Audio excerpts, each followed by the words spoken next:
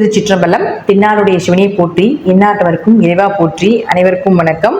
தனுசு ராசிக்குண்டான டிசம்பர் மாத பலன்கள் எப்படி இருக்கும் அப்படிங்கிறத பார்க்கலாம். தனுசு ராசியை பொறுத்த வரைக்கும் பார்த்துட்டீங்கன்னா, இந்த மாதம் உங்களுடைய ராசி அதிபதி வக்ரம். நம்ம முதல்லயே குரு தான் வக்ரம் ஆயிருக்காரு இல்லையா?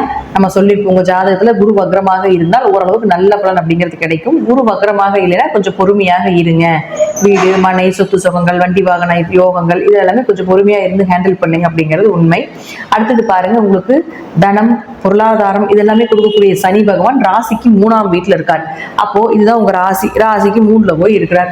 அப்போ 3ல போய் இருக்கிறதுனால இதனுடைய முயற்சிகள் எல்லாமே உங்களுக்கு காய ஜெயத்தை நிச்சயமாக கொடுத்தே தீரும். இதற்கு முன்னாடி சனி வக்ரம் இதெல்லாமே கொஞ்சம் பிரச்சனைகளை கொடுத்தாலும் சனி வக்ர நிவர்த்தி ஆயிடுச்சு. இப்போ வக்ர நிவர்த்தி ஆனதுக்கு அப்புறம் உங்களுக்கு பண வரவு, பொருளாதார வளர்ச்சி இதெல்லாமே உங்களுக்கு சிறப்பா இருக்கணும். அடுத்தது உங்க ராசிக்கு 5 மற்றும் 12ஆம் அதிபதினு சொல்லக்கூடிய செவ்வாய் போய் உங்களுக்கு நீசமாகிறார். நல்லா பார்த்துக்கோங்க, கடந்த மாதத்துல 5, 12 நீசமாயிருக்கும் பொழுது வீண் விரயங்கள், வீண் அலைச்சல், எப்படி பணம் போச்சு, எதுல போச்சு அப்படிங்கிறதே தெரிஞ்சிருக்காது. அதே போல உங்களுக்கு 5ஆம் இடம் அப்படிங்கிறது குழந்தை, குலதெய்வம், குடும்ப ஒற்றுமை இதெல்லாமே கொஞ்சம் பிரச்சனைகளே கொடுத்திருக்கலாம். குழந்தைகளுக்கு ஏதாவது மருத்துவ செலவுகளோ இதெல்லாமே ஏற்படுத்தி கொடுத்துருக்கும். பயணங்கள் அதிகமாக பண்ணியிருப்பீங்க, அதுவும் ஆன்மீக பயணம் பண்ணியிருக்கிறீங்க, கோவில் வழிபாடு நிறைய இதுக்கெல்லாம் செலவு பண்ணியிருந்தீங்களா, குழந்தைகள் சார்ந்த விஷயங்கள், பொருளாதார சார்ந்த விஷயங்கள் எல்லாமே கொஞ்சம் உங்களுக்கு சக்சஸ் கொடுத்துருக்கும். ஆனா இந்த செவ்வாய் அப்படின்னு சொல்லக்கூடியவர் இந்த டிசம்பர் மாதம் 6ஆம் தேதி நீசமான கிரகம் வக்ரம் பெறுகிறார். பொதுவா ஜோதிடத்துல நிறைய ரூல்ஸ் இருக்கு. அதுல நீசமான கிரகங்கள் வக்ரம் பெற்றால் உச்ச பலனை அடையும் அப்படிங்கிற ஒரு ரூல்ஸ் இருக்கு. அப்போ உங்களுக்கு 5ஆம் அதிபதி உச்சம்.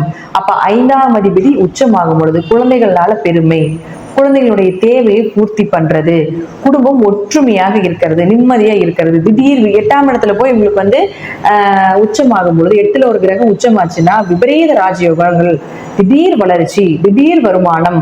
12ஆம் இடங்கம் அப்படிங்கிறது இதனால எதுக்கு போனீங்க, என்ன பண்ணீங்க, பயணம் போனீங்களே, ஏதாவது ஒரு நல்ல யூஸ் இருந்ததா இல்லையா அப்படிங்கிறதா இருந்திருக்கும்.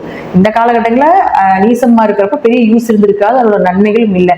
ஆனா இப்ப போகக்கூடிய பயணங்கள் உங்களுக்கு நல்ல லாபத்தையும் பண வரவையும் உங்களுக்கு ஒரு பெயரோ புகழோ அதிர்ஷ்டத்தையோ கொடுக்கக்கூடிய ஒரு பயணமாக இருக்கும் அப்படிங்கிறது உண்மை. அடுத்தது சுக்கிரன். இந்த சுக்கிரன் பாருங்க, உங்க ஜாதகத்துல 6 மற்றும் 11ஆம் அதிபதி.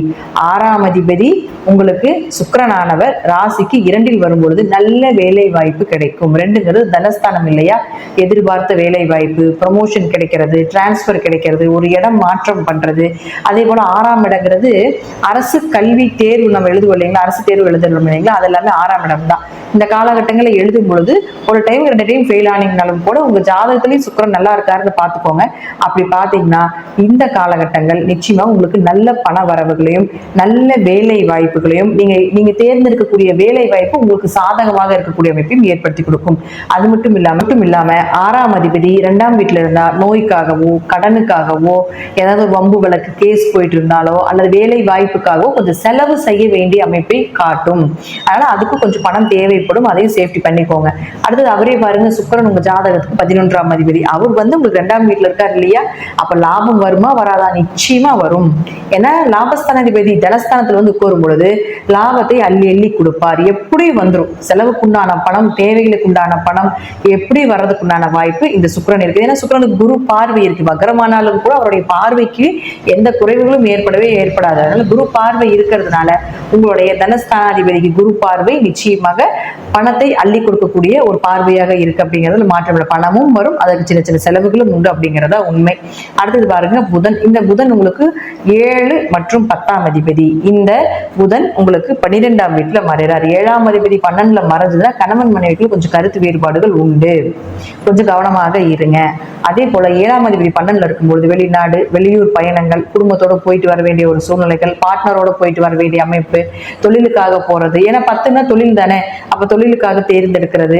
10ஆம் அதிபதி உங்களுக்கு புதன் தான். அவர் 12ல நிற்கும் போது தொழிலுக்கு உண்டான விஷயங்கள் எல்லாமே நடத்தி கொடுப்பார். இப்போ ஒரு சிலர் நம்ம பிசினஸ் பண்றோம், வெளிநாட்டுல பண்ணலாமான்னு யோசிச்சுட்டு இருப்பீங்க இல்லைங்களா, அதுக்கு எல்லாமே ஒரு சாதகமான மாதமாகும். அதற்கு உண்டான விஷயங்களை உங்களுக்கு காண்பிக்கக்கூடிய ஒரு அமைப்பையும் இந்த புதன் ஏற்படுத்தி கொடுப்பார். இயற்கையாகவே புதன் பாருங்க உங்களுக்கு நவம்பர் மாதம் 26ஆம் தேதியிலிருந்து டிசம்பர் மாதம் 15ஆம் தேதி வரைக்கும் வக்ரம் ஆகிறார். வக்ரம் ஆகும்போது திருமணம் சார்ந்த விஷயத்தில் கொஞ்சம் கவனமாயிருங்க. அந்த குடும்பத்தை நல்லா விசாரிச்சுக்கோங்க. நல்ல குடும்பமா எப்படி என்னங்கள் விசாரிச்சுக்கோங்க. ஏன்னா வக்கரமே ஏமாற்றுறது இதெல்லாமே பண்ணிடும். அதெல்லாம் கொஞ்சம் விசாரிச்சுக்கோங்க. உங்க ஜாதகத்துல புதன் வக்கரமா இருக்கான்னு பாருங்க. ஏன்னா சூரியனுக்கு ரொம்ப நெருங்கின டிகிரியில தான் வந்து புதன் இருந்துகிட்டே இருப்பார், புதனும் சுக்கிரனும். அதனால சீக்கிரம் இவங்க 2 பேரும் அஸ்தங்கதோ வக்கரம் ஆயிருவாங்க. உங்க ஜாதகத்துல புதன் வக்கரமாக இருந்தால் உங்களுக்கு நான் சொல்லக்கூடிய இந்த டிசம்பர் 15ஆம் தேதி வரைக்கும் நல்ல ஜாக்பாட் மாதம். 15ஆம் தேதிக்கு மேல உங்க ஜாதகத்துல புதன் வக்கரமாக இல்லைன்னா 15ஆம் தேதிக்கு மேல ஜாக்பாட் மாதம். அதனால புதன் வக்கரமாக இருந்தா உங்களுடைய விஷயங்கள் எல்லாமே 15க்கு முன்னாடியே முடிச்சிருங்க. புதன் வக்கரம் இல்லைன்னா கொஞ்சம் பொறுமையா வச்சுட்டு 15ஆம் தேதி மேல் நடக்கும், நிச்சயமாக நடக்கும். வர்றது வராம இருக்காது, டேட் மட்டும் கொஞ்சம் மாறுது, அவ்வளவுதான். நன்றி. மீண்டும் ஒரு நல்ல பதிவுல சந்திக்கலாம். திருச்சிற்றம்பலம், தில்லையம்பலம், ஸ்ரீ நரசிம்ம திருடிகளே சரணம்.